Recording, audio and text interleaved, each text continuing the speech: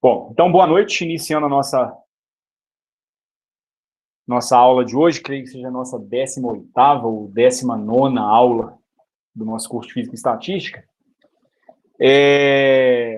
Um exemplo importante dentro do contexto do ensemble microcanônico, que a gente começou a discutir na aula da semana passada, é o sólido de Einstein. Eu apresentei um contexto histórico para vocês, a respeito do calor específico dos sólidos previsto dentro da termodinâmica clássica, né? Então, a gente tem uma lei, que é a chamada lei de Dulong-Petit, que é uma lei que prevê o comportamento do calor específico dos sólidos com a temperatura. E essa lei, ela prevê que, em essência, o calor específico dos sólidos é essencialmente constante, independente da temperatura. Na verdade, né, isso não é verdade, principalmente na região de baixas temperaturas. Então, o que a gente observa experimentalmente? Experimentalmente, a maioria dos sólidos, pelo menos enquanto substâncias puras, apresentam um comportamento do calor específico em função da temperatura, que é mais ou menos esse aqui. Você tem que, para baixas temperaturas, o calor específico ele cai para próximo de zero. Idealmente, ele seria zero, para uma temperatura de 0 Kelvin. E aí, para temperaturas próximas da temperatura ambiente, aí sim ele vai se aproximando de um valor essencialmente constante. Curiosamente, esse valor constante do qual o calor específico se aproxima para a maioria dos sólidos, ele é da ordem da constante de Boltzmann. Eu acho que, usando a caloria como unidade de energia, ele costuma dar da ordem de 6,4 calorias por mol Kelvin. Mas em baixas temperaturas, a lei de Dulong-Petit ela vai falhar miseravelmente. Ela não vai dar um comportamento constante para o calor específico dos sólidos. Muito provavelmente, por quê? Como eu disse, né, a lei de Dulong-Petit ela é obtida, né? Ela é construída com base em argumentos puramente clássicos na termodinâmica clássica, né? Nenhum aspecto quântico é levado em conta na natureza interna do sólido. E o que o Einstein faz no seu modelo para a previsão do calor específico é dar uma pitada de mecânica quântica para esse modelo. Então, o que ele assume é que os átomos dentro de um sólido se comportam de maneira aproximada a um oscilador harmônico. Então, eles oscilariam dentro do corpo do sólido de maneira parecida ao que acontece com um oscilador harmônico quântico. Então, no sólido de Einstein, o que você tem é isto. Os átomos eles são modelados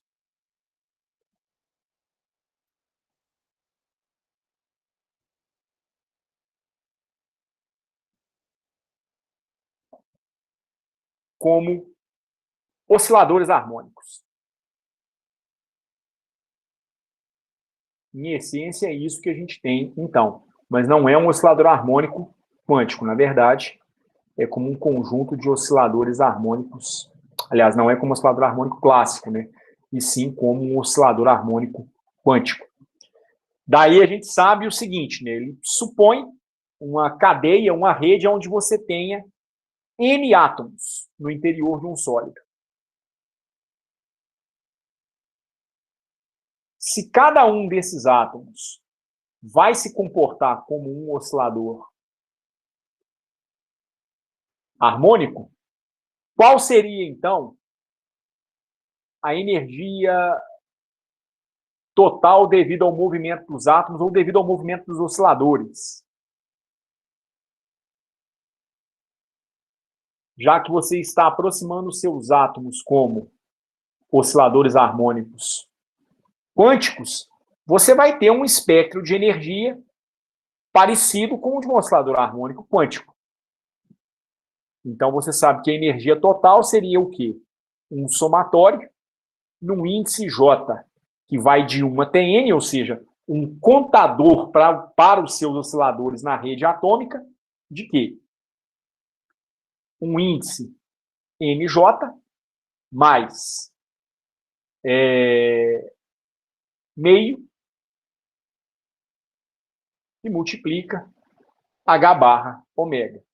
Quem é o seu NJ? É um número quântico. É um número quântico que caracteriza o estado quântico de um determinado oscilador da sua rede. Então, isso aqui vai caracterizar o estado quântico de um certo oscilador da rede.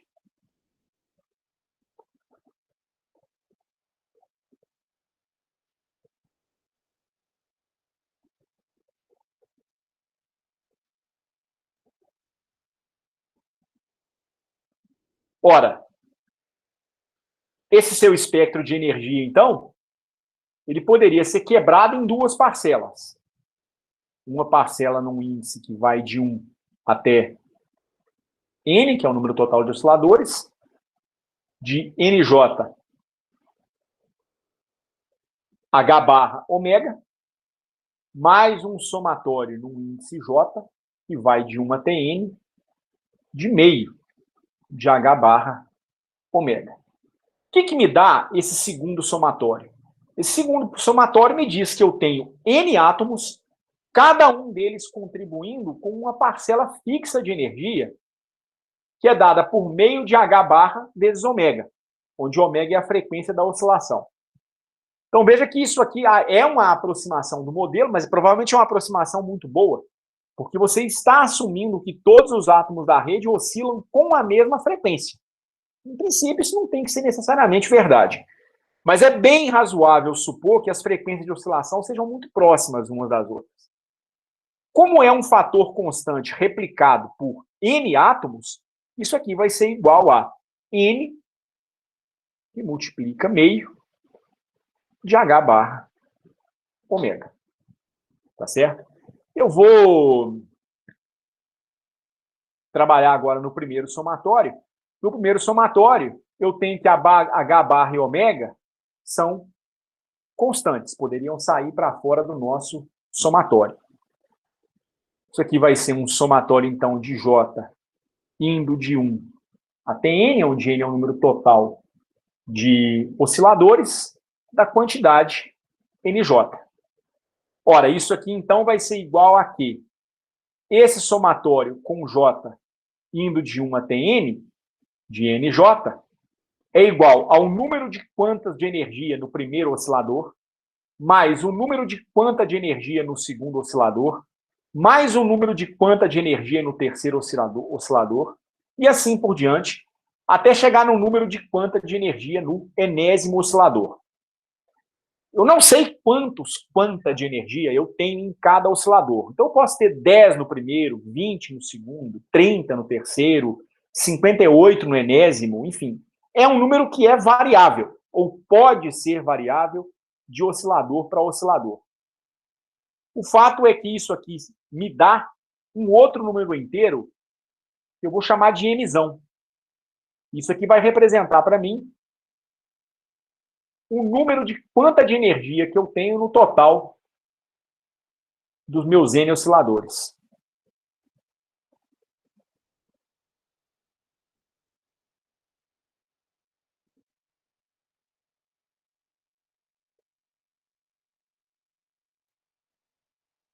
Ora, isso aqui então me daria a energia total igual a Mzão vezes H barra ômega mais N vezes meio de H barra ômega. Qual é a ideia essencial do ensemble microcanônico? A ideia essencial do ensemble microcanônico é que a energia que você tem disponível para partilhar entre os entes, né, as moléculas, os corpos que estão interagindo, essa quantidade de energia é uma quantidade fixa.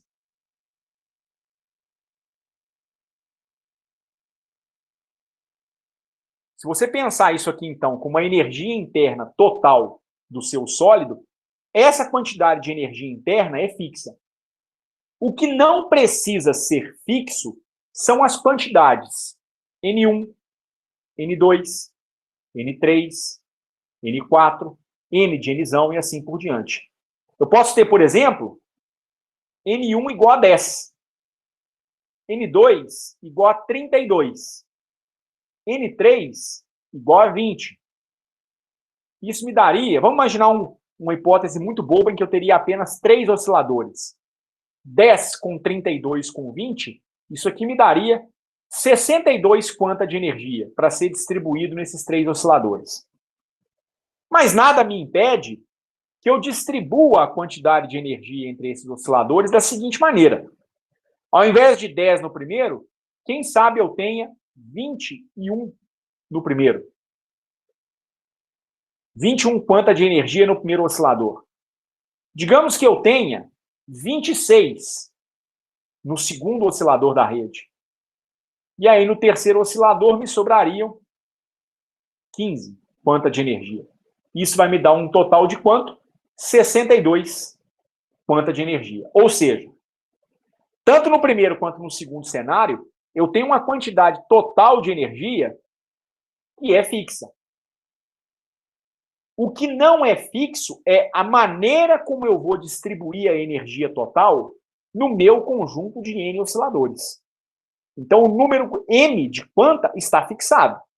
O que não está fixado são as quantidades de energia que eu vou depositar em cada oscilador, tá certo? Então, ao passo que a energia total é uma quantidade fixa, eu tenho a liberdade, ou a natureza tem a liberdade, de escolher a maneira como ela vai distribuir uma quantidade fixa de energia nos N osciladores da rede.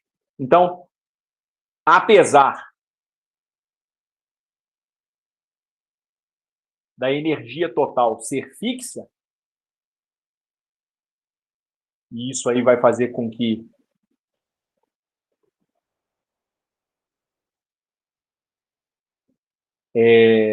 o Nzão, o número total de quanta, seja fixo, nós temos a liberdade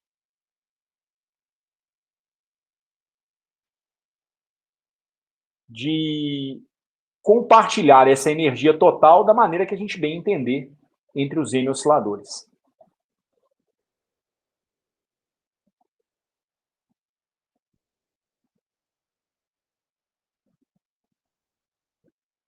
Ora, esse exemplo, novamente, ele pode ser modelado em analogia com um problema estatístico bastante simples que a gente vai tentar relatar na sequência.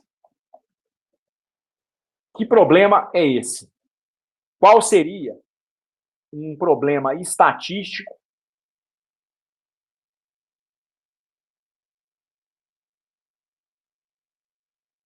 análogo? Um equivalente estatístico análogo. Seria a gente ter uma quantidade fixa de bolas, que seria o equivalente aos quanta de energia, tá certo? Para distribuir numa certa quantidade de caixas. Então, o meu problema estatístico poderia ser tratado da seguinte maneira. Nós temos um total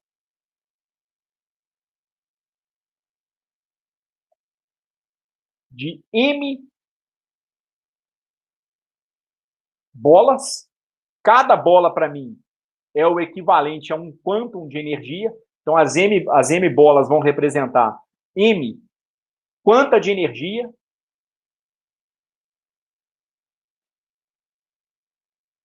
E essas M bolas elas vão ser distribuídas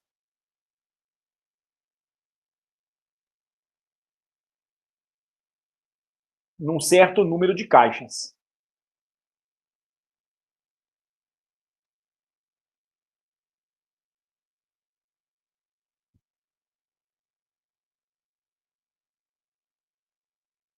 Essas caixas, para mim, elas são os meus osciladores. Cada oscilador representaria para mim uma espécie de uma gaveta, aonde eu vou colocar uma determinada quantidade de bolas. Algo mais ou menos como isso aqui. Digamos que a gente construísse uma caixa unidimensional, só para fins de analogia mesmo. E aí aqui eu colocaria uma série de divisórias. Cada divisória dessas representando para mim uma caixa.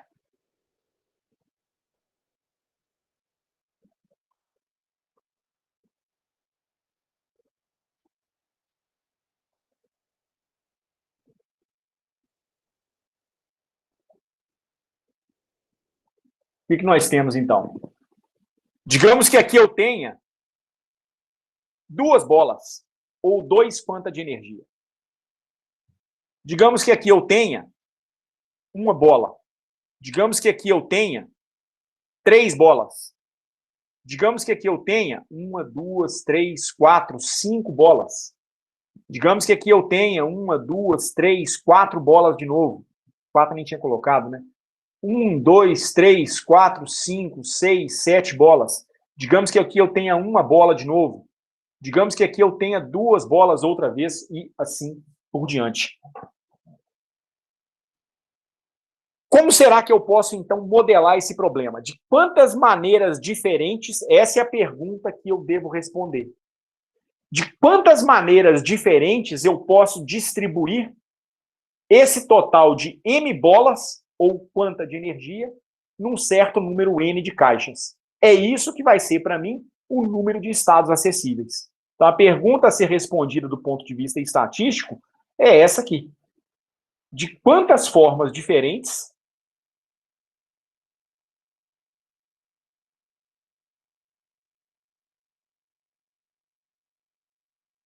eu posso distribuir um total de M bolas em N caixas.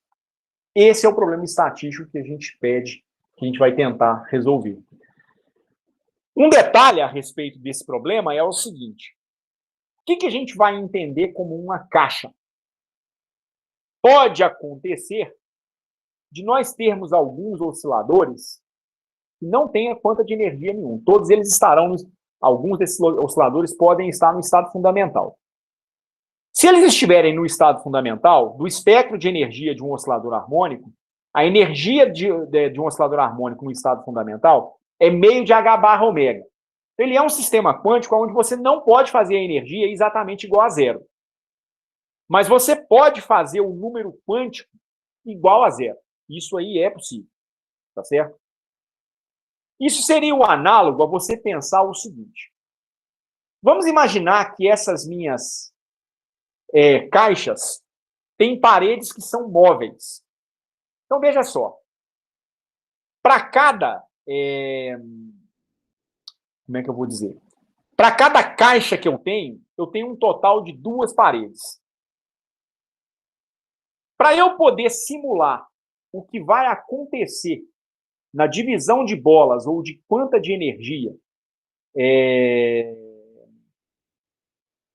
entre os meus osciladores, de que maneira que a gente pode proceder? Podemos proceder da seguinte maneira. Vamos imaginar que uma parede dessas aqui é móvel, como, por exemplo, essa aqui.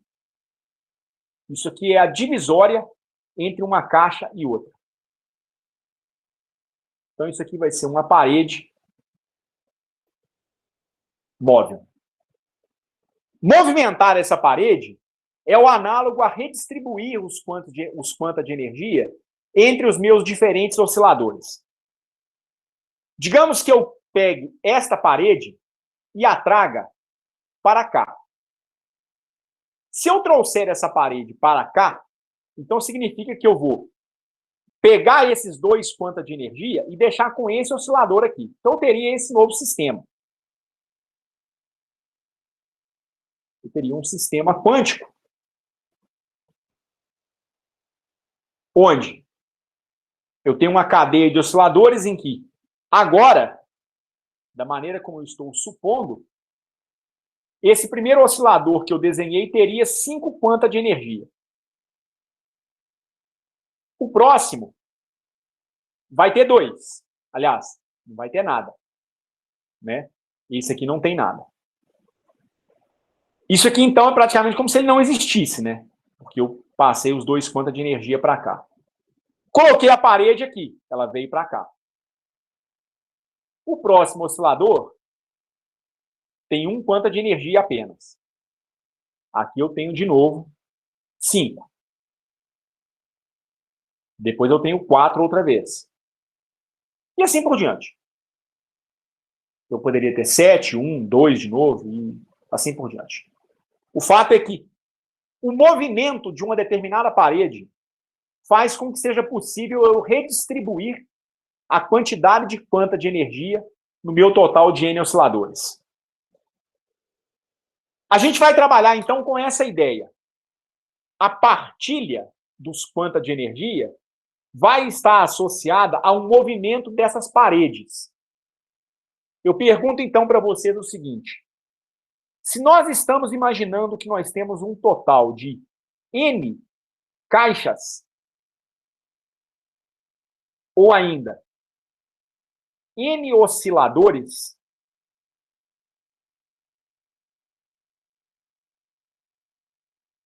quantas paredes móveis eu posso ter? Quantas divisórias eu posso ter?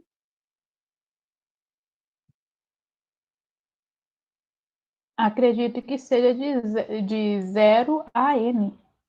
Porque você pode mover tudo, não, Edson? Como é que é? Você pode fazer, porque, por exemplo, essa divisória que tem nada, ela não conta, certo? Não, em princípio, não. Então você pode fazer o quanto você quiser de Então, pense divisória. comigo o seguinte. Digamos que você tem apenas 2 caixas. Você tem apenas 2 osciladores no seu sólido. Obviamente que isso não é um sólido. Tabata, a divisória é a parede que separa uma caixa da outra. Para 2 caixas, quantas divisórias você vai ter? Uma. Uma divisória. As paredes da fronteira não contam. Elas não são divisórias. Elas não estão separando uma caixa da outra.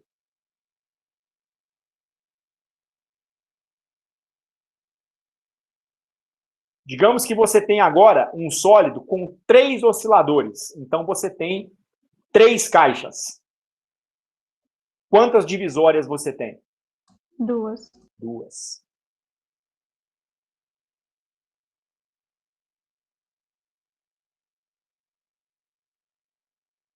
Novamente, as da ponta não contam. Acho que, então, se eu construir um sólido que tenha 5 caixas, quantas divisórias eu vou ter? 4. Então, pela lógica, a gente teria N menos 1. Exatamente.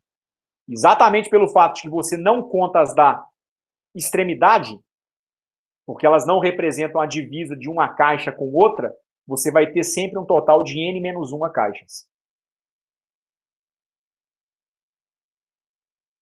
Então, para N caixas, eu vou ter N osciladores, o total de divisórias vai representar para mim, então, N menos 1 divisórias. E aí, o que você pode permutar do ponto de vista estatístico? Você pode não apenas mexer nas divisórias, como também na quantidade de quanta de energia. Então, para um dado estado com a energia E,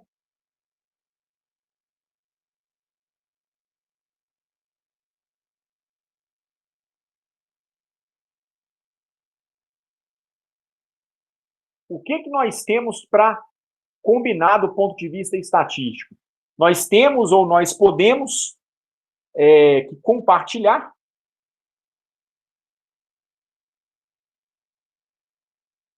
M quanta de energia, é o total de quanta de energia que eu tenho, em N osciladores, que vão representar para mim as minhas caixas, havendo, então, N-1 divisórias.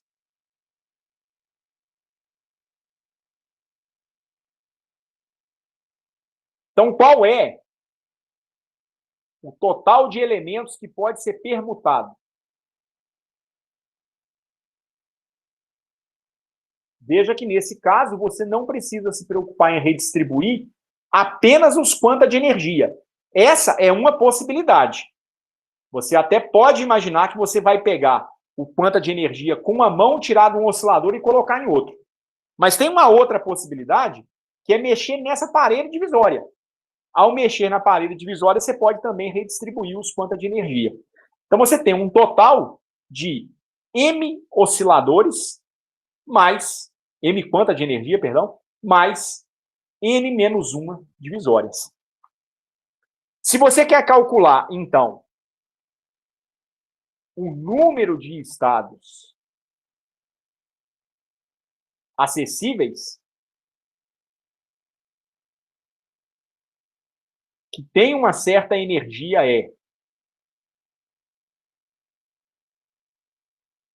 para N osciladores, a sua construção deveria ser a seguinte.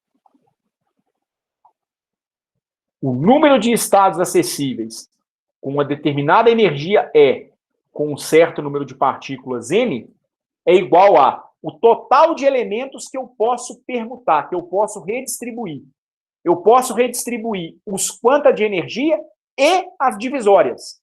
Ou seja, redistribuir a energia entre os osciladores. Então, eu teria M mais N-1 fatorial. Sempre é o número total de elementos a permutar, tomando o fatorial disso.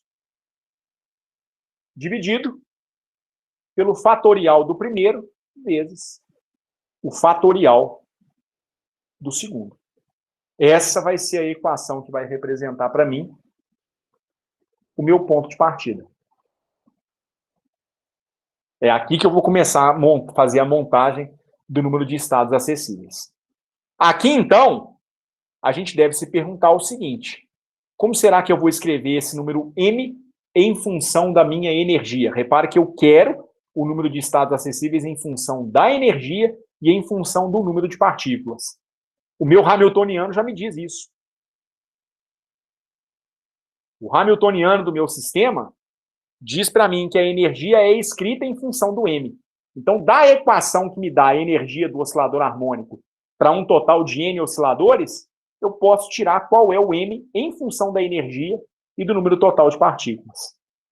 Então, eu tenho que a energia é igual a M vezes H barra ômega mais N sobre 2 vezes H barra ômega. Então, a sua energia menos N sobre 2 H barra ômega tem que ser igual a M H barra ômega.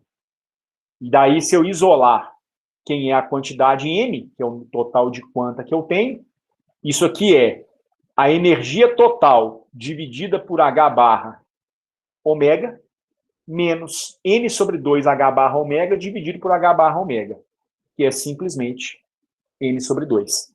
Essa aqui, então, é a equação para o número de quanta em função da energia e do número de partículas. Chamando a equação para o número de estados acessíveis de 1 e a equação para o número de quanta de energia de 2, vamos fazer o óbvio agora, que é substituir a relação 2 na relação 1. O número de estados acessíveis em função da energia interna e do número de partículas vai ser o quê, então? No lugar do M, energia sobre H barra ômega menos N sobre 2 mais N menos 1. Fatorial disso. Sobre M fatorial, energia total sobre H barra ômega menos o número de partículas dividido por 2, fatorial, vezes n menos 1 fatorial. Ok? Essa é a expressão com a qual a gente vai passar a trabalhar a partir de agora. Novamente, já pensando que lá na frente a gente vai tomar o limite termodinâmico, a gente vai tomar a aproximação de Stirling. Então, a gente vai já assumir de imediato que o n é um número que é muito, muito, muito maior do que 1. Sendo o número de partículas muito maior do que 1, a gente pode utilizar a aproximação de Stirling.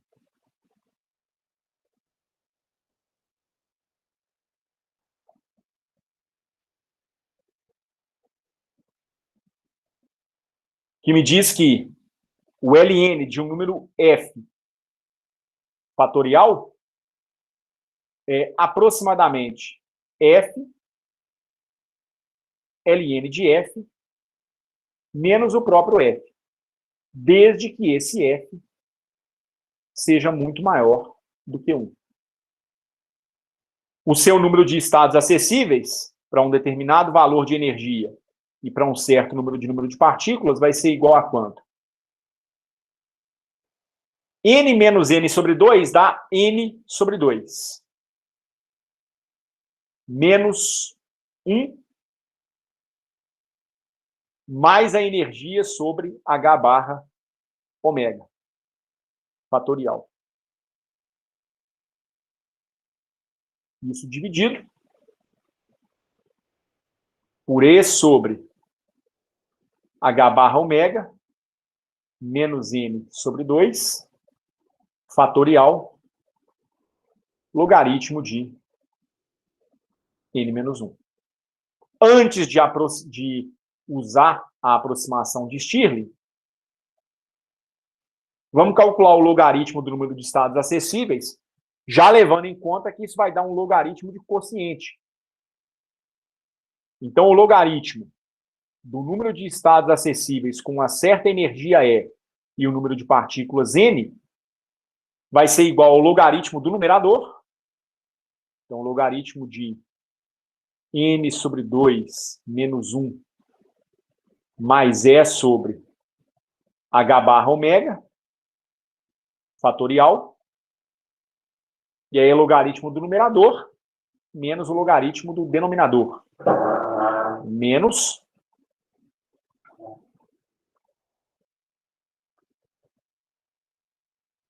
o logaritmo natural de E sobre H barra ômega menos N sobre 2 fatorial menos o logaritmo natural de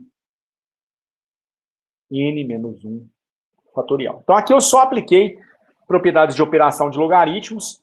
Agora sim eu vou aplicar a aproximação de Stirling. Então, isso aqui, supondo que o N, que o número de partículas é muito maior do que 1, o que vai fazer com que os argumentos desses logaritmos se tornem muito grandes, isso aqui vai me dar aproximadamente quanto? De acordo com a aproximação de Stirling,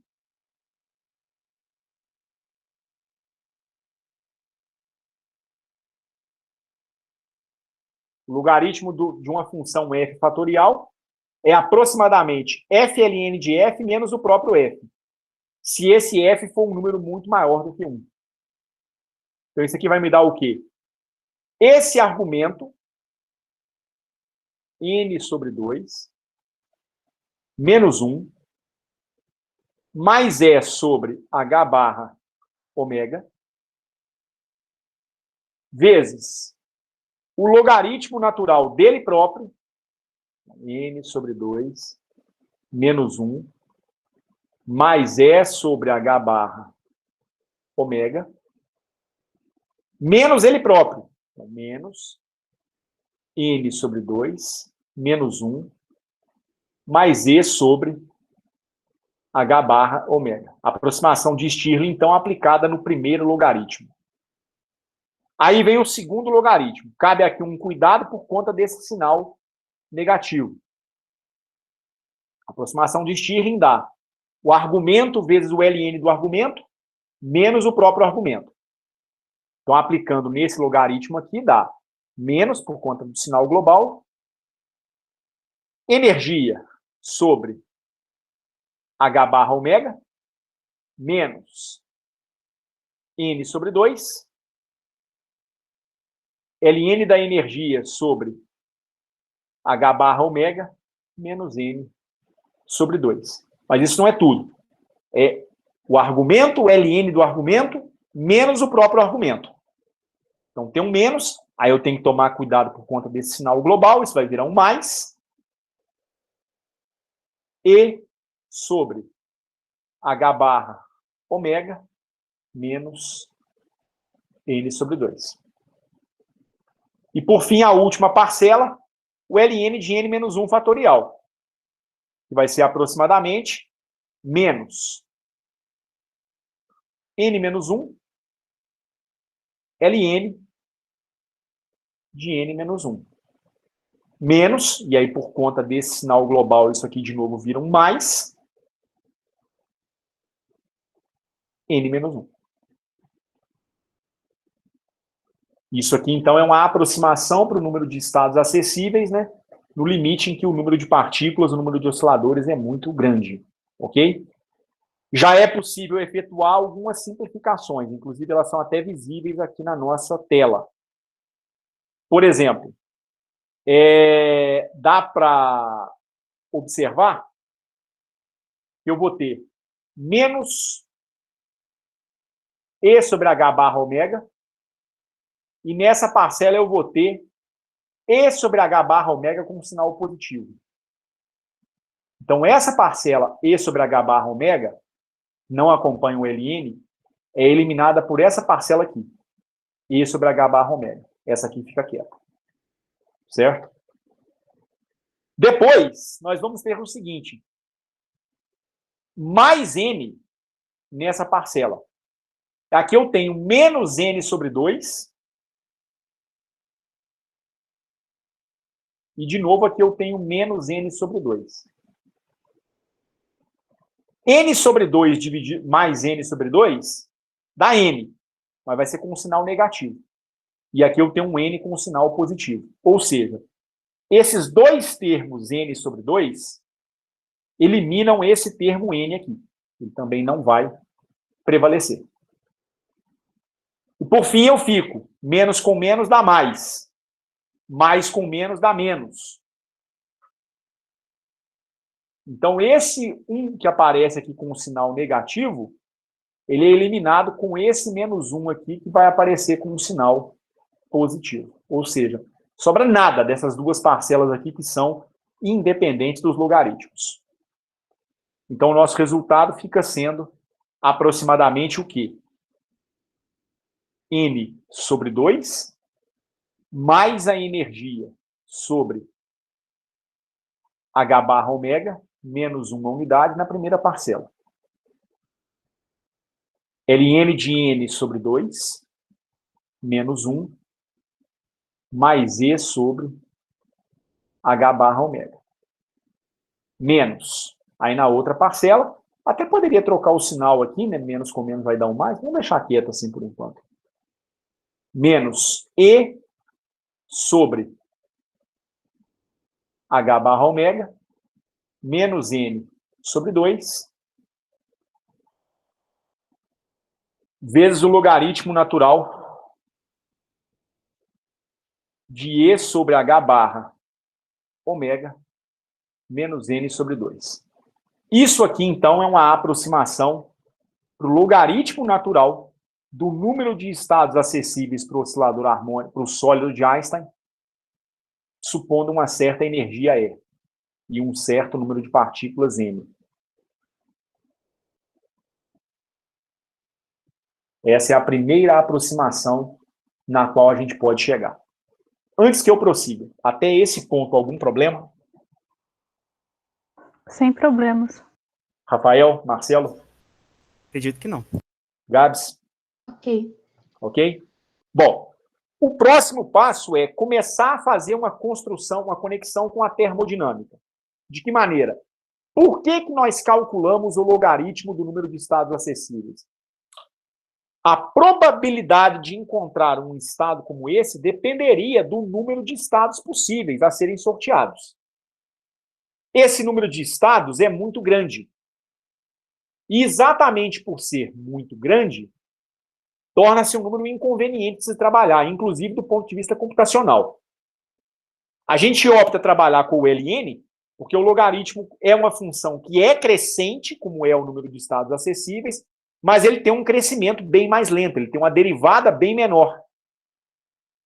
Mas exatamente por ele ser crescente, ele vai ter um pico exatamente aonde eu tenho um pico de número de estados acessíveis, para eu poder determinar qual é o ponto, né, aonde eu vou ter a máxima probabilidade. A conexão com a termodinâmica começa a ser feita a partir do momento que eu construo a função entropia. Então, como é que eu vou construir a função entropia? Essa é a coisa mais simples de todo esse trabalho. Porque a entropia, segundo Boltzmann, ela é a constante de Boltzmann vezes o logaritmo natural do número de estados acessíveis com uma certa energia E e um certo número de partículas N. Então, a minha entropia vai ser igual a KB, que multiplica o quê? Isso aproximadamente, né? E sobre H barra ômega, mais meio, aliás, mais N sobre 2, menos 1, é exatamente o que eu tenho aqui na primeira parcela, né? Mais o logaritmo, vezes o logaritmo desse camarada. Então, vezes o logaritmo natural de E sobre H barra ômega, mais N sobre 2, menos 1. Menos E sobre H barra ômega, menos N sobre 2, vezes o logaritmo natural da energia interna sobre H barra ômega, menos N sobre 2. Tá certo? Ah, ainda tem uma coisinha ainda. Eu não sei se eu já... Eu acho que eu esqueci essa parcelinha aqui.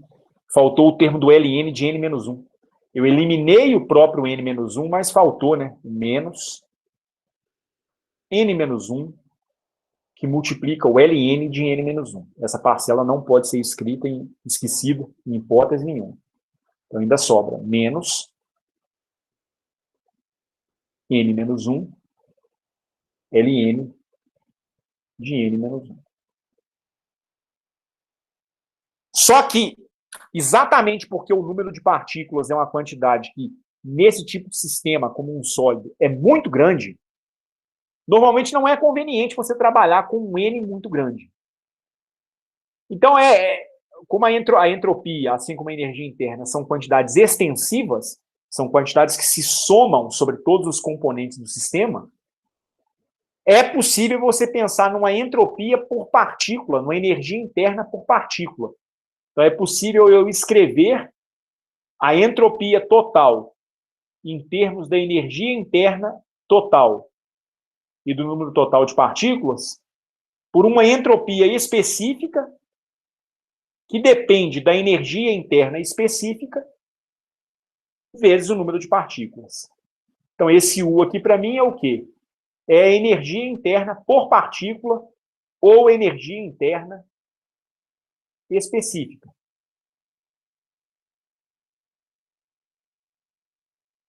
O S é igual a Szão dividido por Nzão, é a entropia específica.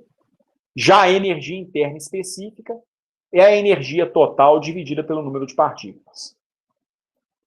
O que nós vamos fazer, então?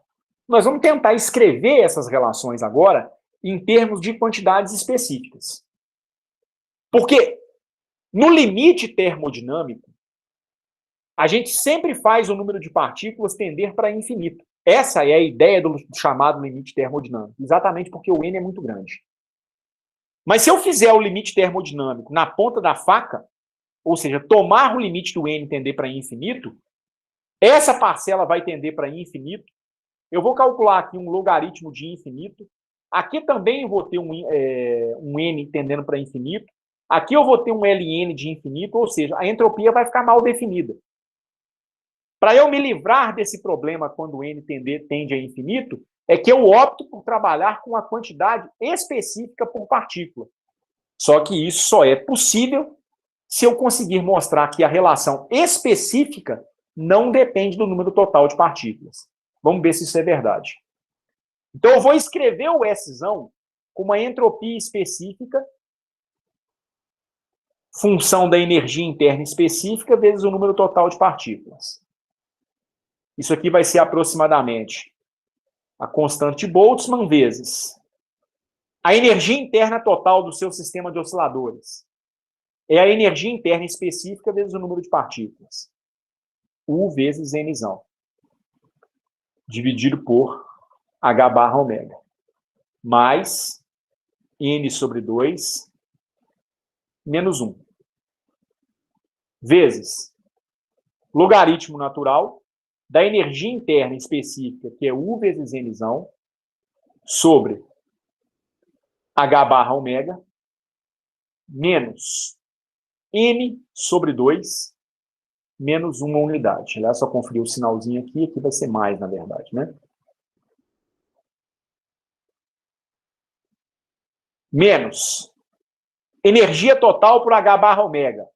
É específica vezes o número de partículas por H barra ômega. Menos N sobre 2. Vezes o Ln de Uzinho Nzão sobre H barra ômega menos N sobre 2. Menos, aí aqui não há nenhuma manipulação a ser feita, N menos 1 vezes o Ln de N menos 1. Essa aqui, então, é a nossa aproximação de Stirling. Bom, para eu poder eliminar o número de partículas dos dois lados, principalmente no lado direito, eu precisaria colocar o número N em evidência. Então, eu ficaria com constante de Boltzmann vezes o número total de partículas, que multiplica a energia interna específica por H barra ômega. Mais meio. Menos 1 sobre N. Tá certo? Porque essa última parcela não é dependente do número de partículas. Então, a manipulação só faz sentido se o 1 se tornar 1 sobre N, uma vez que eu pus o Nzão em evidência. Vezes o Ln de Nzão que multiplica. Vamos fazer a mesma manipulação. U sobre H barra ômega mais meio menos 1 sobre Nzão. Na segunda linha, fazemos a mesma coisa. Então, nós vamos ficar com menos KB vezes, colocando o Nzão em evidência, Uzinho por H barra ômega, menos meio. Vezes o Ln de Nzão que multiplica Uzinho por H barra ômega, menos meio. Por enquanto, nessa parcela não dá para fazer nada. Aí vem a última parcela, que não depende da energia nem do H barra ômega, né? Depende só do número de partículas. Colocando o N em evidência, N que multiplica 1 menos 1 sobre Nzão, vezes o Ln de N que multiplica 1 menos 1 sobre Nzão. Essa é a expressão que a gente tem para entropia específica com essa manipulação que eu fiz. Eu posso tomar o limite termodinâmico nesse momento?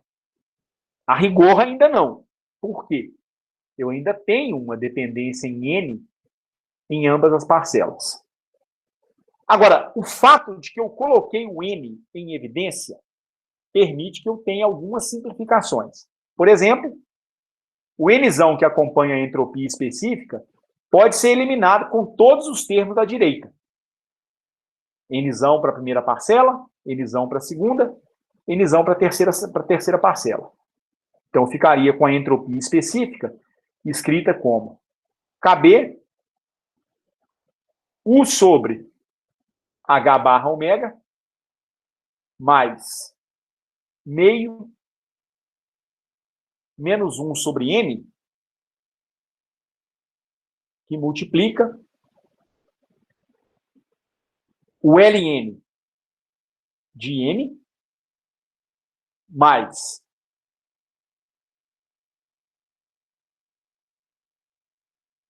KB vezes U sobre H barra ômega mais meio menos 1 sobre Nzão vezes o Ln de quanto? Daquela parcela que eu operei, né? Aqui eu apliquei propriedade de operação dos logaritmos, aqui eu tenho um logaritmo de produto, se tornou um logaritmo de A mais um logaritmo de B. Então, Uzinho sobre H barra ômega mais meio menos 1 sobre Nzão. Isso aqui, então, é a minha primeira parcela. A segunda parcela eu vou ter algo parecido, mas esse Ln aqui tem que ser quebrado em 2 também. Então, nós vamos ficar com menos KB, energia interna específica por H barra ômega, menos meio, vezes o logaritmo natural de N,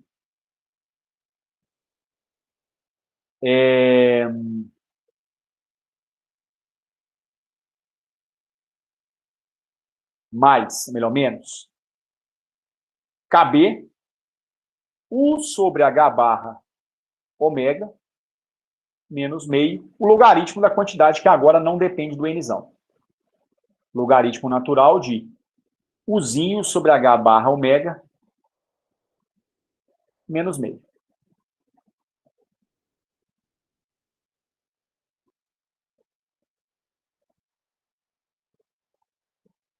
Não é tudo, né? Ainda tem a parcela dependente do termo 1 e 1 sobre N. Então, menos KB que multiplica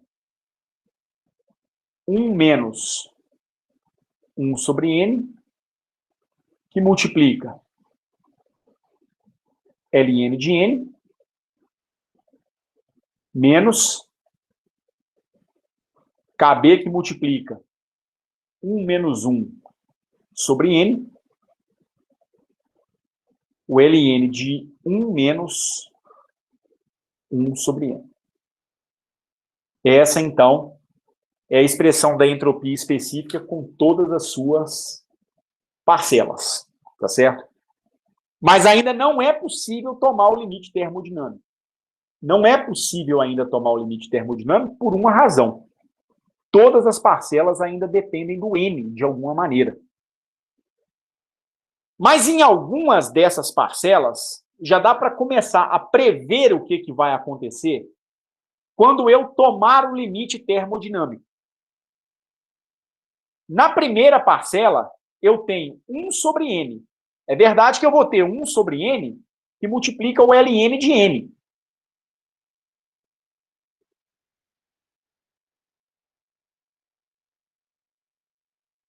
Mas quanto dá esse limite aqui, se eu tomar esse N tender para infinito? Quanto dá o limite do Ln de N vezes 1 sobre N? Com N tendendo para infinito.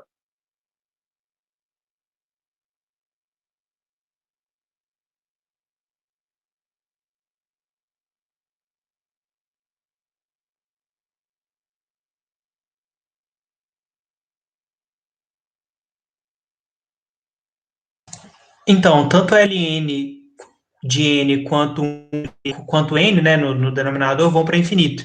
Só que provavelmente o n no denominador, sozinho, sem ln, ele cresce mais rápido do que o n. Exato. Então, provavelmente essa chave inteira vai para zero. E vai. E a razão é exatamente essa. Você não precisa pensar em fazer essa conta rigorosamente, não. Mas basta você pensar no que acontece do ponto de vista gráfico.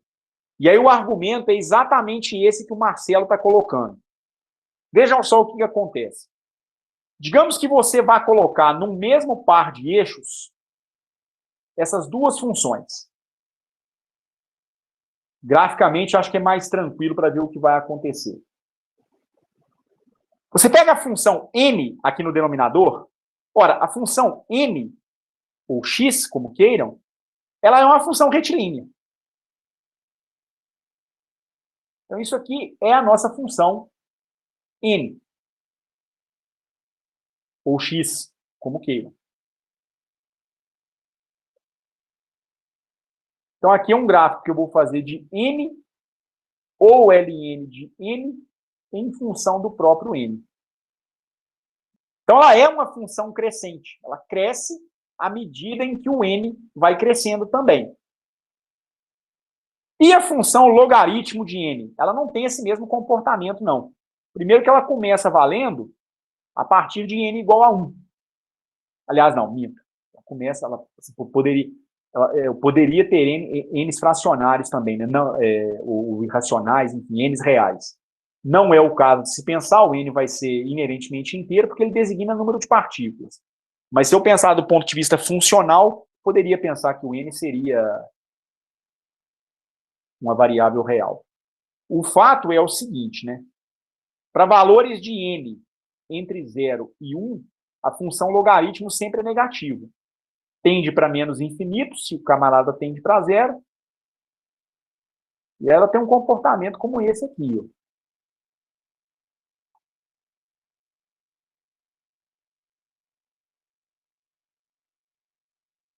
Ela cresce. Mas ela cresce muito mais lentamente do que a função n, que é um polinômio de primeiro grau. O logaritmo sempre cresce mais lentamente do que qualquer polinômio. Então, o polinômio x, x2, x3, x4, estou falando assim, o termo de ordem mais elevada, né? Qualquer função polinomial, ela cresce mais rapidamente do que uma função logaritmo. O logaritmo é uma função de derivada muito lenta. Então, aqui dá para a gente perceber o que está acontecendo. Você está comparando e fazendo a divisão de duas funções em que uma cresce muito lentamente, é a que está no numerador. A outra cresce bem mais rapidamente. Então, se o logaritmo de n está aqui, o próprio n está aqui em cima.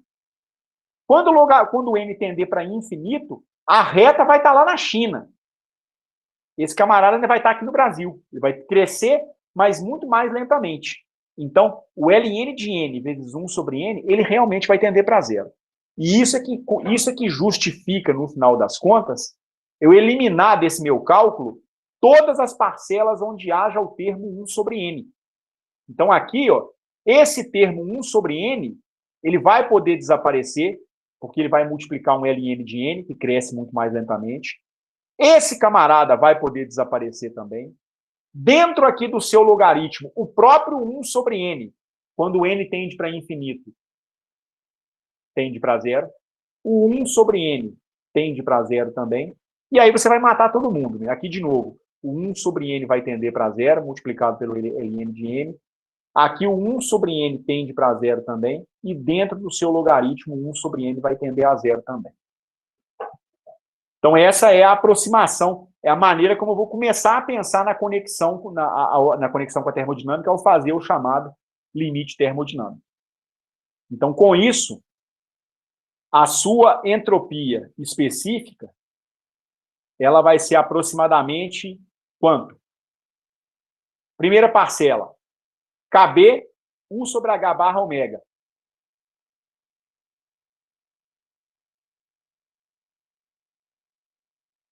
mais meia unidade.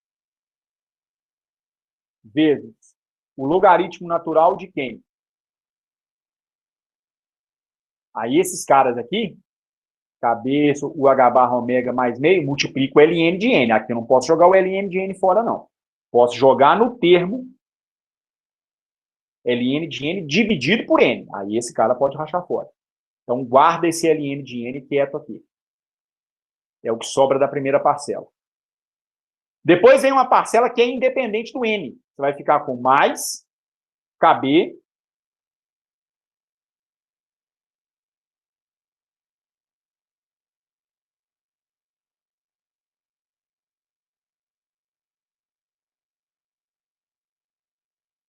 U sobre H barra ômega mais meio, vezes o logaritmo natural de U sobre H barra ômega mais meio. Recapitulando, então, é essa parcela aqui que nós estamos obtendo agora, fazendo o termo 1 sobre n indo para zero quando o n tender para infinito. Ok? Agora vem menos KB U sobre H barra ômega. ln de n. Aqui eu não posso jogar esse cara fora, não, porque esse cara vai ser grande. Não tão grande quanto os primeiros, mas ainda vai ser grande ainda. Então, menos KB U sobre H barra ômega menos meio ln de n. E aí vem uma outra parcela, que é mais KB, melhor, menos, perdão, menos KB, U sobre H barra ômega menos meio. Então, menos KB, U sobre H barra ômega menos meio, ln de quanto? U sobre H barra ômega menos meio. O termo 1 sobre n foi para o beleléu. Tá certo? Esse camarada vai desaparecer.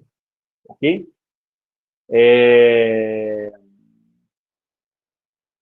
Vai sobrar também menos KB ln de n.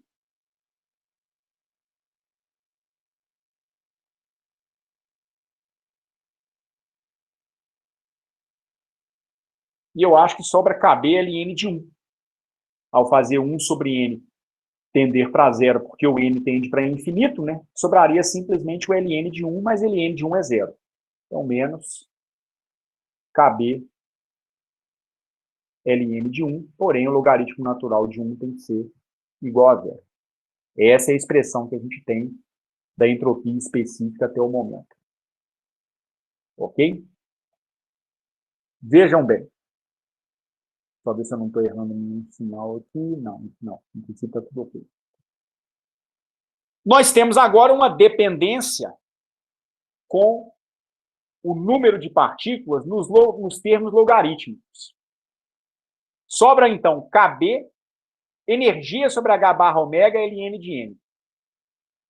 Aqui embaixo, com um sinal negativo, eu tenho KB, U sobre H barra ômega, ln de n. É o mesmo termo. Então, essa primeira parcela aqui, U sobre H barra ômega, ln de n, é eliminada com essa aqui por conta do sinal negativo. U sobre H barra ômega, ln de n. Esse cara racha fora. Vai sobrar KB sobre 2, ln de n. Aqui vai sobrar menos com menos, mais KB sobre 2, ln de n. Só que aqui eu tenho menos KB, ln de n. Então, se você agrupar o KB sobre 2 da primeira linha com o KB sobre 2 da terceira linha, também vai ter um sinal positivo, ainda vai ter um termo KB, ln de n aqui embaixo. Aí, KB sobre 2 mais KB sobre 2 dá KB, multiplicado pelo ln de n. Pronto. Todas as dependências com o número de partículas desapareceram. Então, a nossa entropia específica, ela é aproximadamente quanto? A primeira linha morreu completamente. A gente fica com KB, U sobre H barra ômega mais meio, vezes o logaritmo natural de U sobre H barra ômega mais meio. Aí vem essa última linha aqui. Menos KB, U sobre H barra ômega menos meio, vezes o logaritmo natural de U sobre H barra ômega menos meio. Em que cenário? Se o meu número de partículas tende para infinito.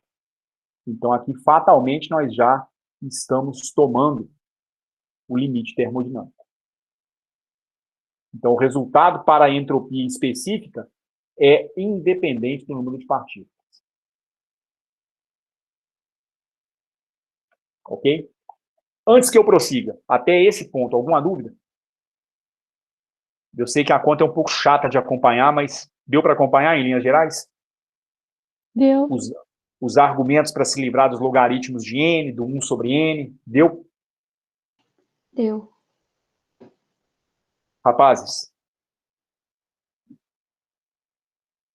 Positivo. Deu sim.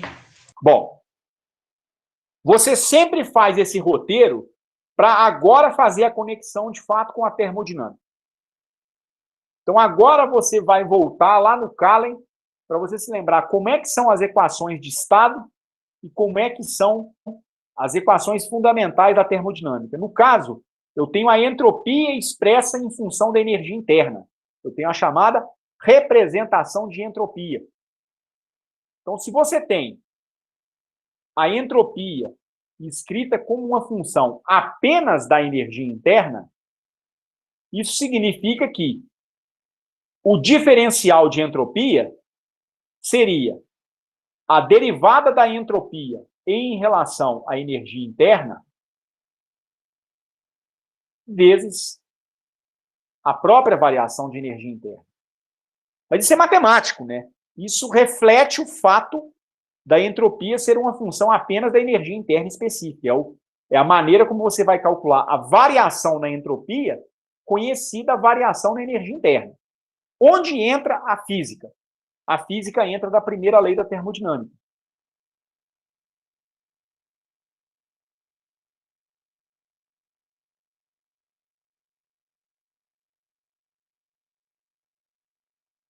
Du é igual a TdS, que é o calor trocado, menos PDV, que é o trabalho realizado, mais μdN, que seria o trabalho químico realizado. Só que nós não estamos trabalhando numa situação em que eu estou supondo que o volume seja variável. Então, o dV seria zero. Eu não estou supondo que o meu número de osciladores é variável. Então, o dN também é zero. Então, o du é simplesmente TdS. ds, portanto, do ponto de vista da primeira lei da termodinâmica, é du dividido pela temperatura. Pensando em quantidades específicas, a entropia total seria a entropia específica vezes o número de partículas. Isso aqui é igual a 1 sobre T vezes a derivada do número de partículas vezes a energia interna específica. E se o N for assumido como constante, o N poderia ser eliminado, porque ele pode sair para fora dos dois diferenciais. De onde eu tiro que a variação na entropia específica é igual ao inverso da temperatura vezes a variação na energia interna específica. Comparando o que a primeira lei da termodinâmica me dá com a expressão do diferencial total para a entropia em função da energia interna, eu chego numa equação de estado que é aquela que a gente já conhece. 1 sobre T é dS du.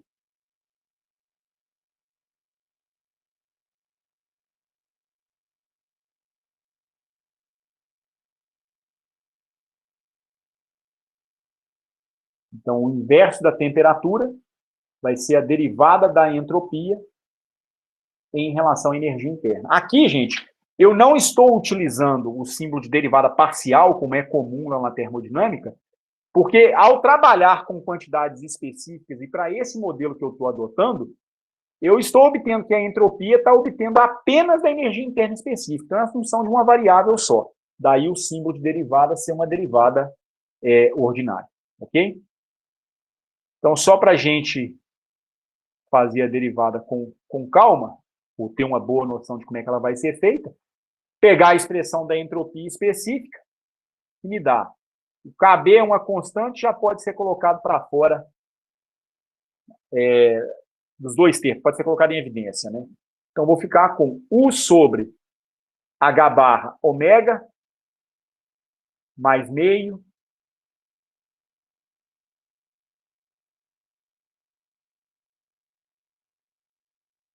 vezes o ln de U sobre H barra ômega menos meio. E aí vem um outro termo que é bem parecido com esse, porém vai ter um sinal global negativo. O KB já foi colocado em evidência. U sobre H barra ômega menos meio. ln de U sobre H barra ômega menos meio.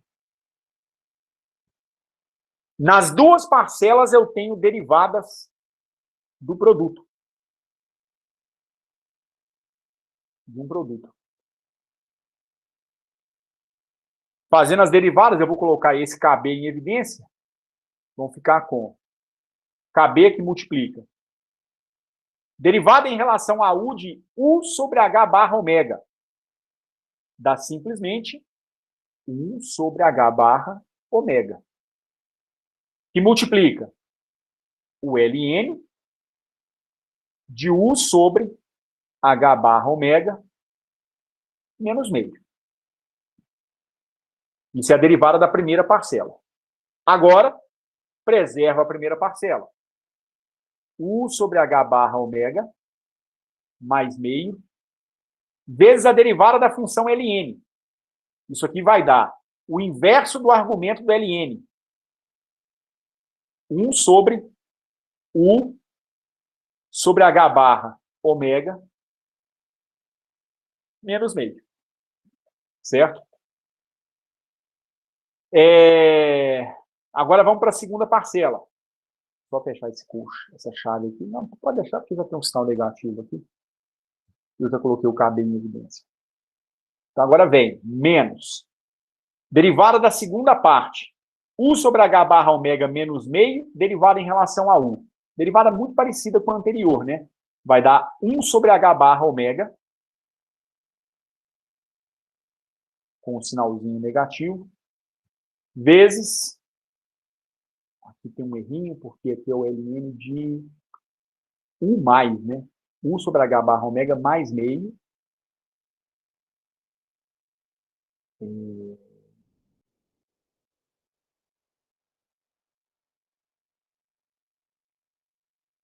Aqui é mais, aqui é mais também. Sinal negativo é na segunda parcela. Então, a derivada de U sobre H barra ômega em relação a U dá 1 sobre H barra ômega. Desse cara quieto aqui. Vezes a segunda função, que é o ln, de U sobre H barra ômega menos meio. Agora, a gente repete a segunda função. A primeira função, U sobre H barra ômega menos meio, vezes o ln, a derivada do ln, né? Que vai dar o quê? 1 sobre U sobre H barra ômega mais meio. Aliás, minto. Menos meio.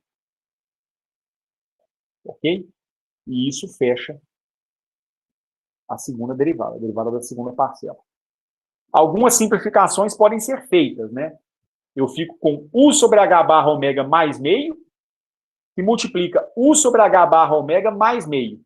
Esse cara, dividido por esse, sobraria um fator 1 nessa primeira parcela. Aí, na derivada da segunda parte, eu tenho U sobre H barra ômega menos meio, vezes 1 sobre U H barra ômega menos meio. É o mesmo número no numerador no denominador. Vou ter também um valor 1 nesse resultado, mas tem um sinal negativo global. Então, esse cara racha fora com esse cara aqui. Com isso, eu vou ficar com o seguinte. O inverso da temperatura vai ser igual a constante de Boltzmann sobre H barra ômega vezes a frequência de oscilação, o Ln de U sobre H barra ômega mais meio, menos o Ln de U sobre H barra ômega menos meio. Eu poderia reescrever da seguinte forma, né? Eu posso transpor o H barra ômega e o KBT para o lado oposto da igualdade. Vou ficar com H barra ômega sobre KBT. E à direita eu vou ter uma diferença de LNs, que eu posso escrever na forma do Ln de um produto. Isso aqui me dá o Ln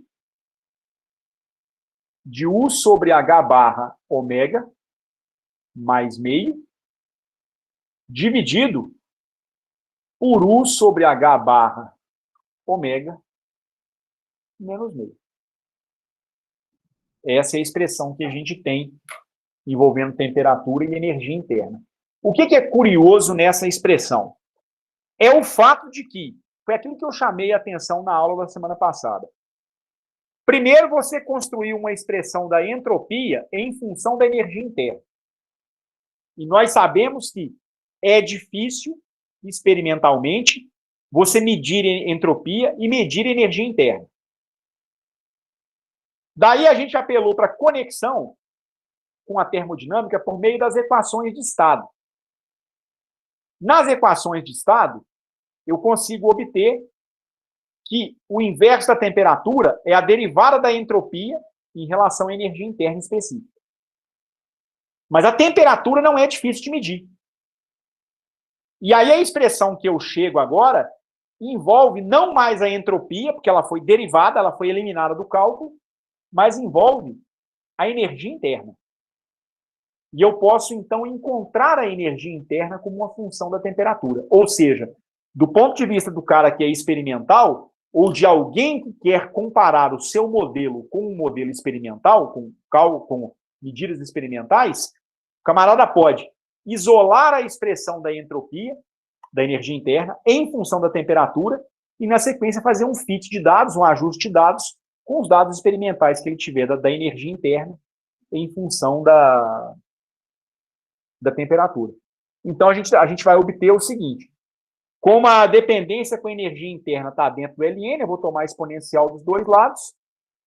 Fico com a exponencial de H barra ômega sobre KBT igual a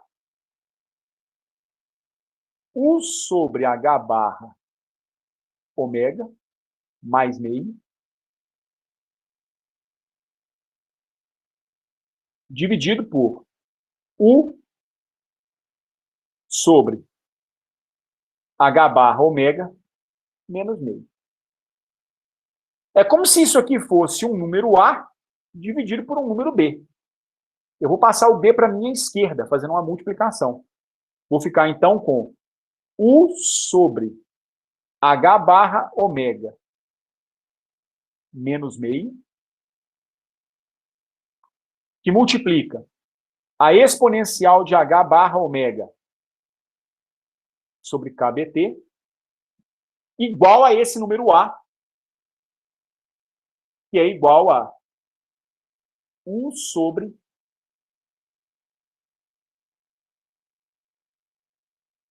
H barra ômega mais meia unidade. De onde a gente vai tirar o seguinte.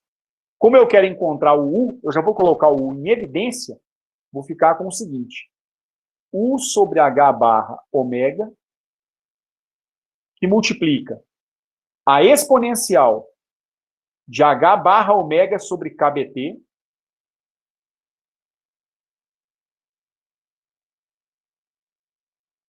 menos uma unidade, porque esse termo vai ser transposto para a minha esquerda, igual a meio que multiplica 1 mais, eu teria meio que multiplica exponencial de H barra ômega KBT. Então, 1 mais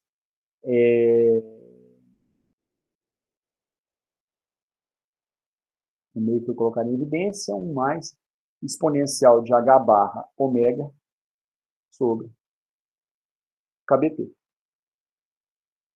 Então, a energia interna específica fica sendo igual a quanto? H barra ômega dividido por 2, que multiplica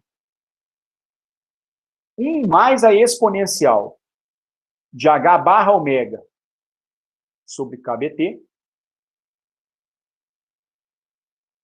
que multiplica a exponencial de H barra ômega sobre KBT menos 1 unidade. Essa aqui é a expressão que a gente tem para a nossa energia interna, como uma função da temperatura. Dá, inclusive, para fazer mais uma manipulação nesse negócio, eu até tenho que tomar cuidado, porque pode ser que eu esteja esquecendo alguma parcela aqui, gente. Deixa eu só conferir se eu estou, mas em princípio não. H barra ômega sobre 2, 1 mais exponencial, parará. Ok.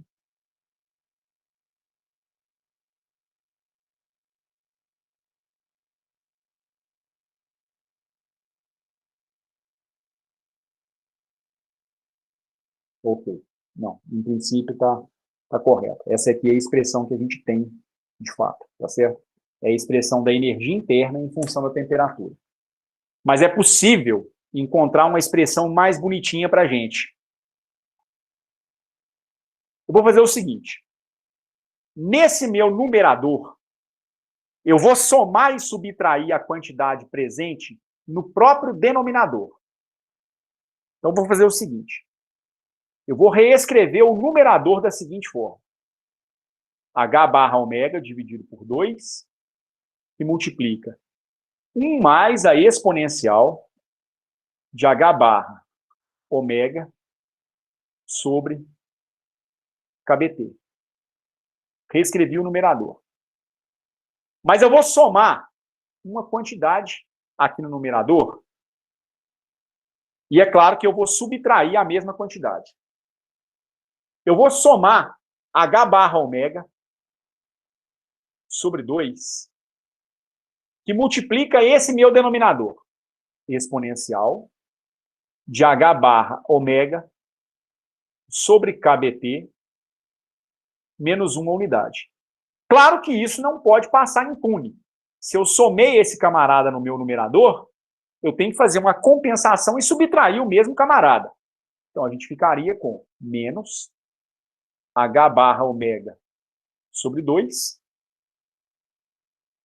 que multiplica a exponencial de H barra ômega sobre KBT menos 1 unidade. Fique claro, gente, que essa manipulação agora, ela não é obrigatória mais não, tá certo?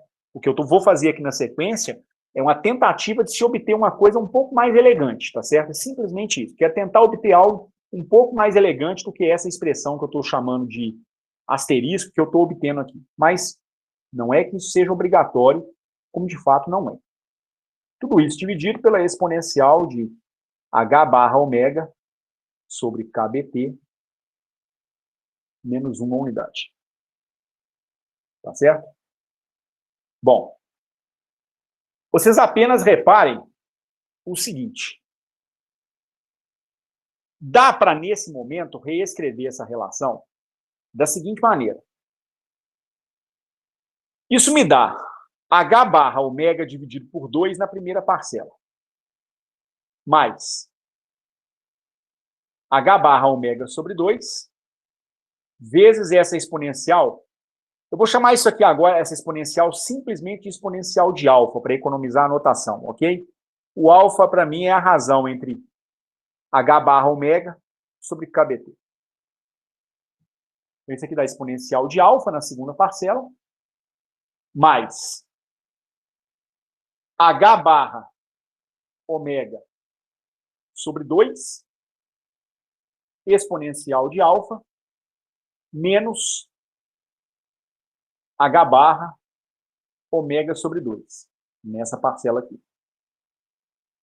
Menos H barra ômega sobre 2 exponencial de alfa, menos com menos, mais H barra ômega sobre 2. Tudo isso dividido pela exponencial de alfa menos uma unidade. Nenhuma aberração no que eu fiz aqui, sem sombra de dúvida. Mas eu vou conseguir um ganho que a gente vai ver adiante. Esse ganho não vai ficar tão evidente agora, não. Eu vou eliminar essa parcela com essa aqui. Então, esse camarada aqui, H barra ômega sobre 2, vai ser eliminado com esse aqui. Exponencial de menos H barra ômega sobre 2 exponencial de alfa. Esses dois caras, eles são eliminados. Tá certo? Sobra, aliás... Não tá certo. Ah, não, é uma outra coisa que eu queria fazer. Uma outra coisa.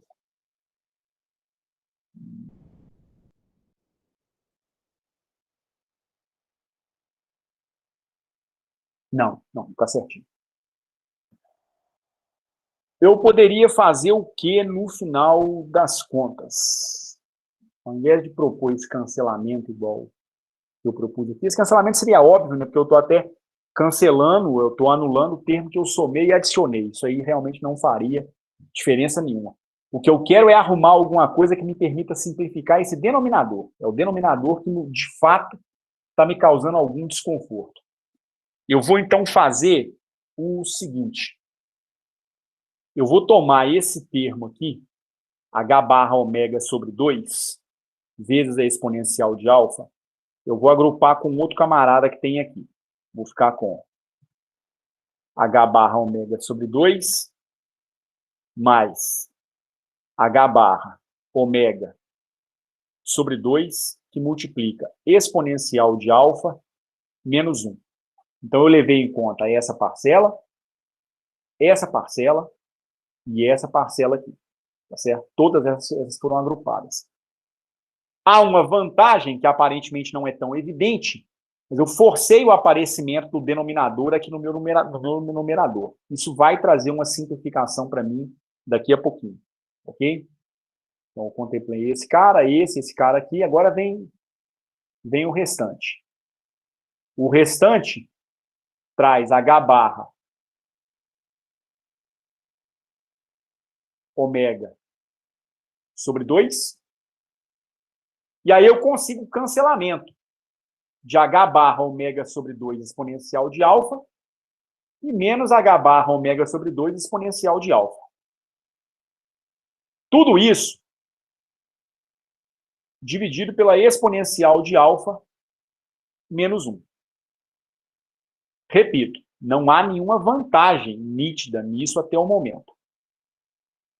Mas a vantagem já vai aparecer, como vocês vão perceber. Isso aqui vai dar H barra ômega sobre 2 somado com H barra ômega sobre 2, que dá H barra ômega.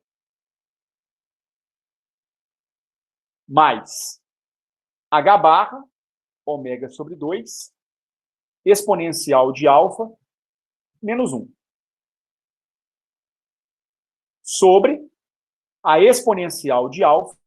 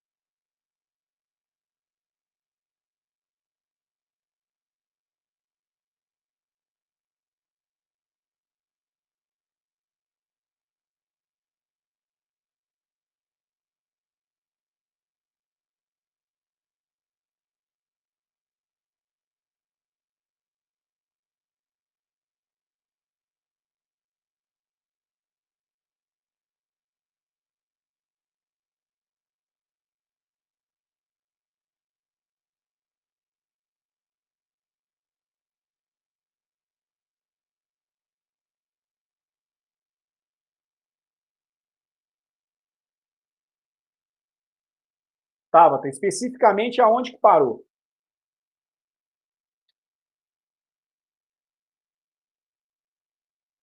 Acho que estava aí mesmo. Tá.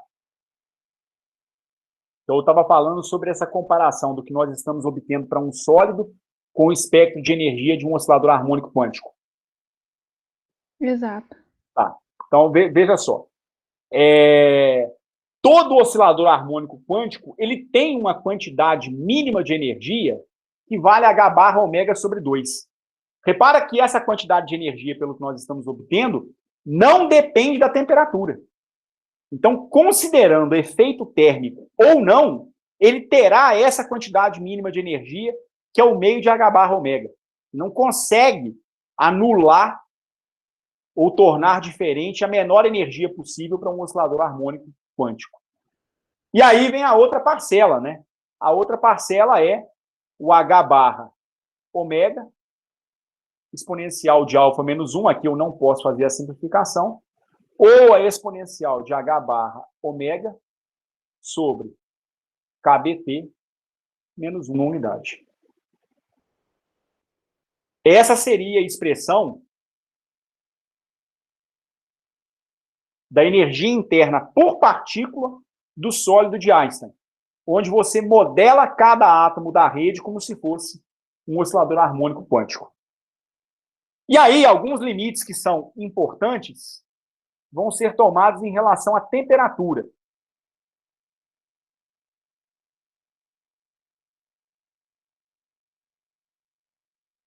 Vamos imaginar que você tem a temperatura tendendo para zero. 0 Kelvin.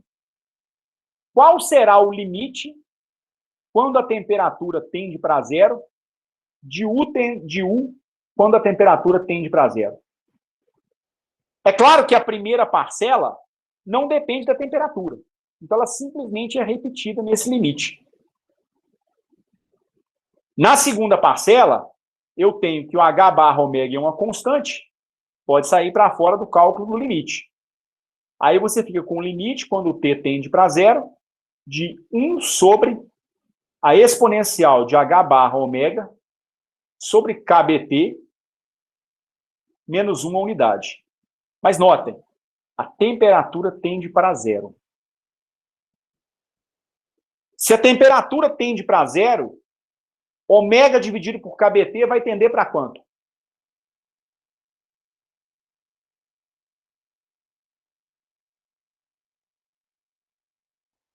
Para 1, não? Ômega dividido por KBT, com T tendendo a zero. É uma fração, tá? H barra ômega sobre KBT. Está tomando um limite em que essa temperatura no denominador tende para zero. Então, isso aqui vai tender para quanto? Infinito. Infinito. Concorda, Tava? É 1 sobre zero. Concordo. É que eu tinha visto ele lá em cima. E aí, se o termo da exponencial tende para infinito, a exponencial de algo que tende para infinito, ela própria tende para quanto? Para infinito também. E aí, 1 sobre infinito vai tender para quanto? Zero. Então, a energia de um sólido de Einstein, quando T tende para zero, ela tende a H barra ômega sobre 2. Ao estado fundamental do oscilador harmônico aparecendo aí. O N igual a zero. Então, se você quer imitar o seu sólido como um conjunto de osciladores harmônicos quânticos, a energia interna de cada átomo desse sólido tem que convergir para a energia interna de um oscilador harmônico quântico. Meio de H barra ômega no estado fundamental. Isso quando o T tende para zero. É porque você não tem excitação térmica. Mas não ter excitação térmica não quer dizer que no mundo quântico não tem energia. Tem. Existe um quantum mínimo de energia, que é o H barra ômega sobre 2. Então, esse é um limite interessante e importante. O outro limite é o limite quando a temperatura tende para infinito. Vamos imaginar temperaturas muito altas agora. Então, vamos imaginar T tendendo para infinito. Então, qual será o limite com T tendendo para infinito da energia interna dependente da temperatura? O primeiro termo não depende da temperatura. Ele vale H barra ômega dividido por 2. Mais o limite quando H barra, quando T tende para infinito, de H barra ômega, exponencial de H barra ômega sobre KBT menos 1 unidade. Quanto isso aqui vai dar?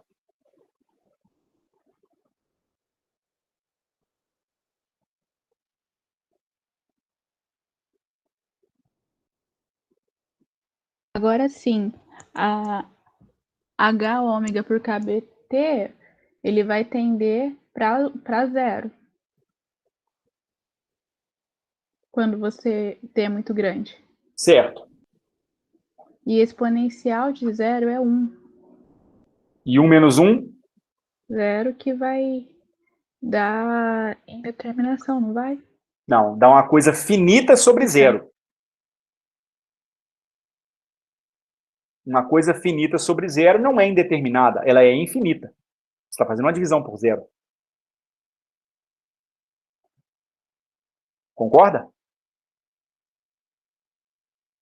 Concordo. Concorda, Tabata? Não senti muita firmeza, não. Concordo.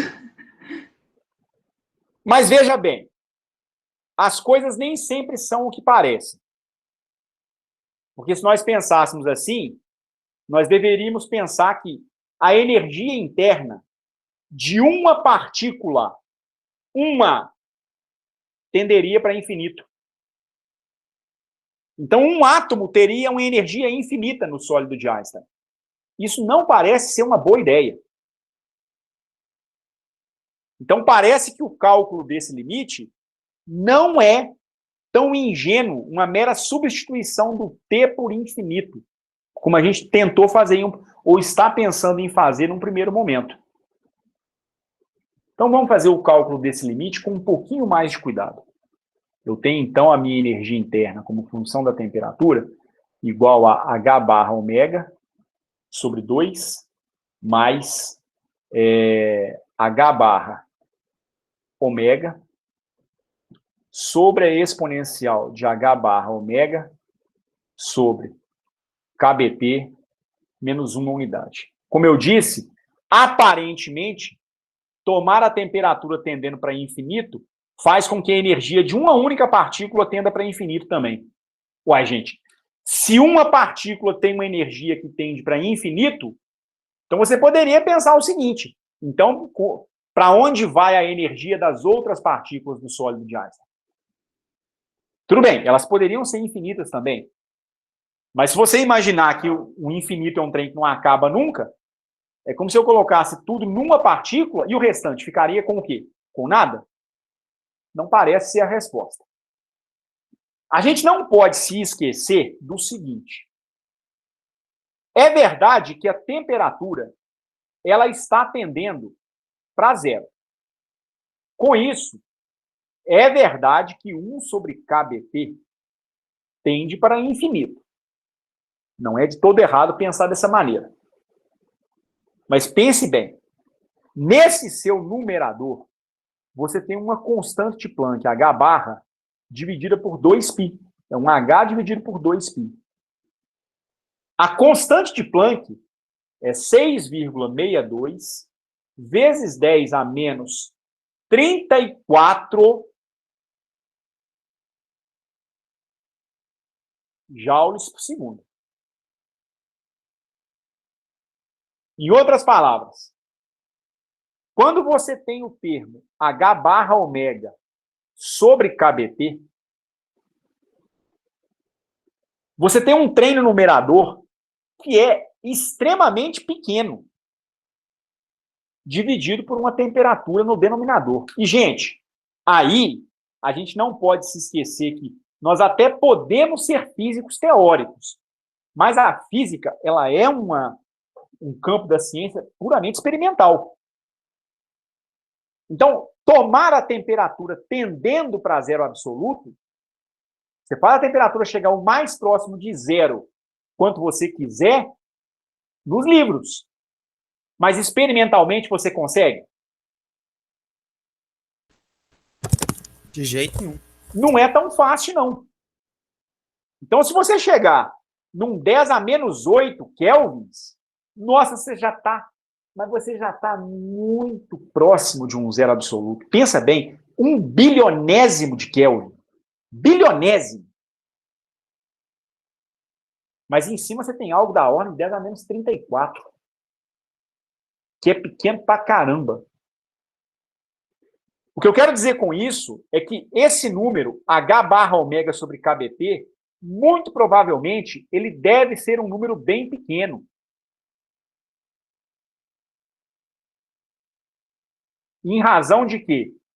Em razão da ordem de grandeza da constante de Planck. Se a exponencial de H barra ômega sobre KBT é a exponencial de um número muito pequeno, você pode utilizar a expansão em série de Taylor ou de Maclaurin da função exponencial. A exponencial de um número x,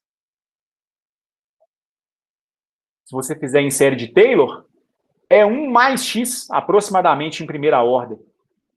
Se o x for muito menor do que 1. Ou seja, se esse argumento da exponencial for muito menor do que 1. Ora, se isso for verdade, então a exponencial de H barra ômega sobre KBT, ela é aproximadamente 1 mais H barra ômega sobre KBT. E daí? Daí que a sua energia, quando T tende para infinito, ela é igual a quanto? H barra ômega sobre 2 mais H barra ômega dividido por quanto? Aí vem o numerador. Você vai aproximar a exponencial em série de Taylor. E em primeira ordem, isso aqui dá 1 mais H barra ômega sobre KBT. Menos uma unidade. Aí aquele perigo que eu tinha de eliminar o 1 com 1 não acontece mais. Para ter uma divisão por zero no denominador. H barra ômega por H barra ômega dá 1. Se você fizer o inverso da divisão de frações, isso aqui vai ser igual a H barra ômega sobre 2 mais KBT. Então, a energia, quando T tende para infinito, é igual a quanto? H barra ômega sobre 2 mais KBT. Ô, gente, mas vamos pensar de novo. O H barra tem uma ordem de grandeza da ordem de 10 a menos 34. Gente, 10 a menos 34 é pequeno demais. Ah, mas a constante de Boltzmann também é pequena. Mas ela é absurdamente maior em ordem de grandeza do que a constante de Planck. Então, esse número aqui, até porque eu estou supondo a temperatura ser bem grande, seguramente vai ser igual, ou aproximadamente, a KBT. Então, a energia interna específica por partícula no sólido de Einstein, com a temperatura ambiente, vamos dizer assim, ela é da ordem de KBT. Por quê? Porque a sua sensibilidade experimental não daria conta de medir uma energia tão baixa quanto a dessa primeira parcela aqui, o H barra ômega dividido por 2, porque ela é da ordem da constante de Planck, é pequena demais. Então, a previsão teórica me dá que a energia interna por partícula é da ordem de KBT. Uai, e o que tem bonito nisso? O que tem bonito é que isso aqui está de acordo com o teorema da equipartição de energia.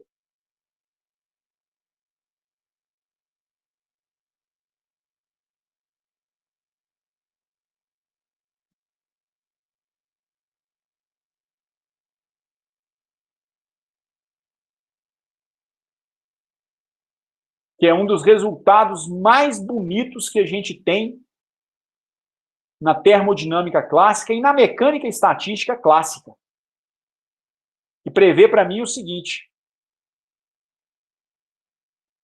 cada grau de liberdade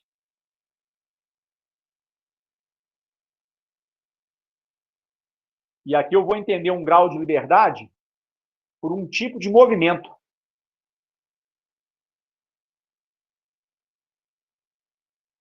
Cada grau de liberdade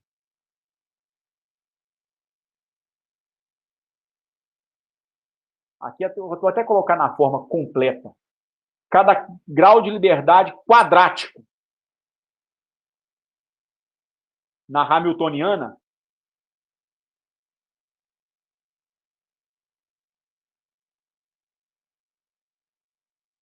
contribui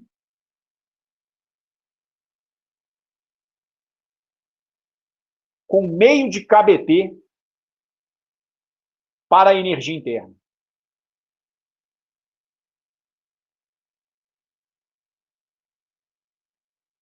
Vocês chegaram a ver teorema de equipartição de energia lá na Física 2 ou na termodinâmica com Horácio no período passado?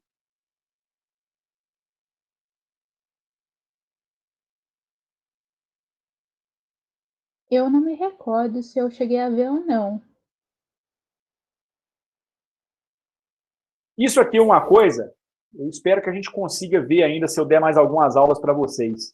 Isso aqui eu acho que se encontra calculado para um gás ideal no capítulo 6 do Salinas. Na Física 2 não se vê isso em detalhes, não. Mas a ideia é a seguinte: você pega seu oscilador harmônico. Aqui nós estamos pensando classicamente. Como é que vocês descreveriam a hamiltoniana ou a energia do oscilador harmônico?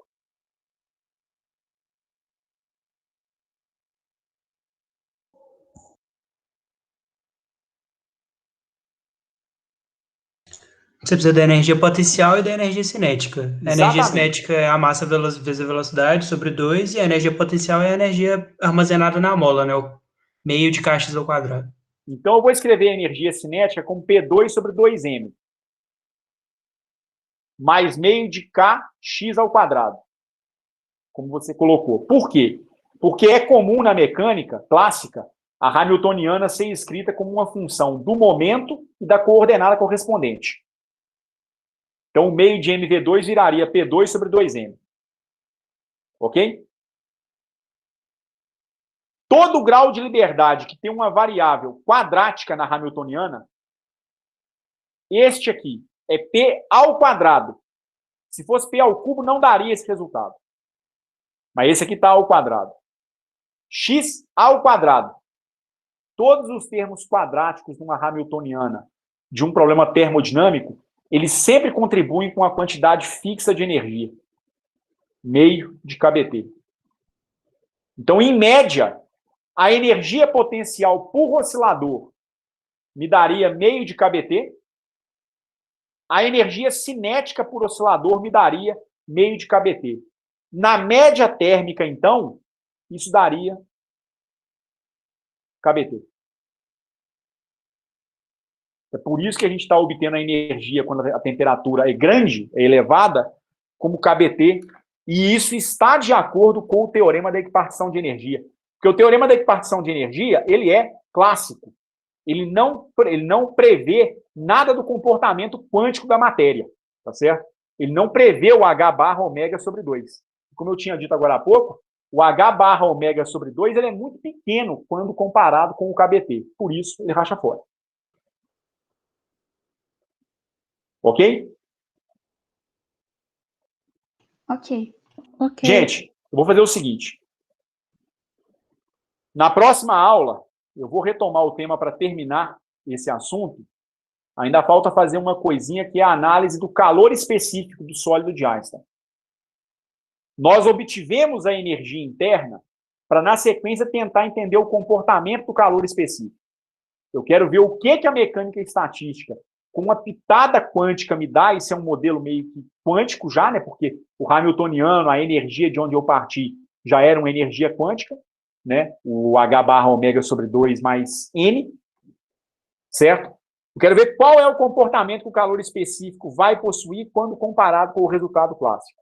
E aí a gente vai ver que o resultado clássico da lei do LOMPETIT pode ser obtido como um limite particular do resultado quântico, que é um negócio muito bonitinho, é uma previsão sensacional que o sólido de Einstein oferece para a gente. Mas eu vou terminar agora em razão do horário, tá bom? Tá bom. Encerrando a gravação nesse instante, então. Ok? Ok.